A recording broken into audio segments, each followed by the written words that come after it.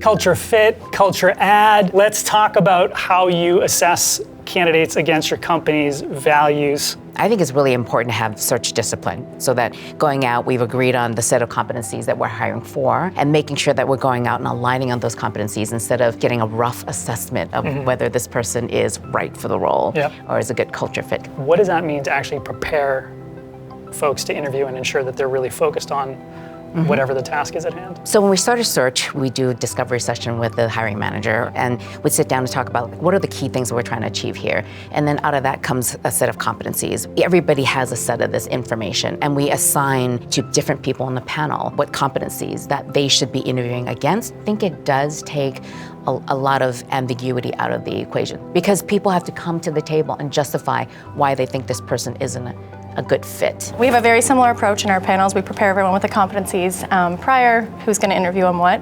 However, I still find there is this bias, and people quickly articulate it is a culture fit or it isn't a culture fit.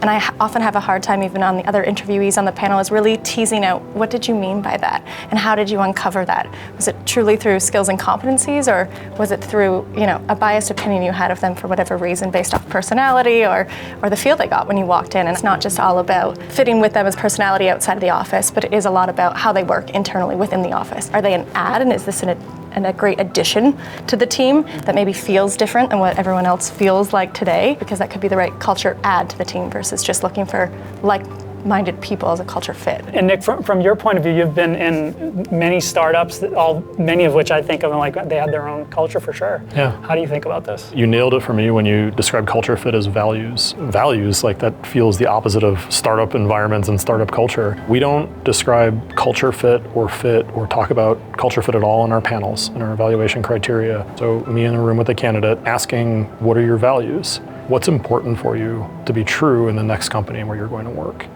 And that leads to a pretty deep conversation typically. I want autonomy, I want responsibility, I want to work with a really strong team, I want growth opportunities, I want to be a part of something successful. Whatever might be important for them, those are their values. And then you can say, do we have alignment as both a company and as a team or an organization for this person? I think aligning the right interviewer to the right questions also is important. Yeah, I always think that we don't necessarily want the exec to just talk about work.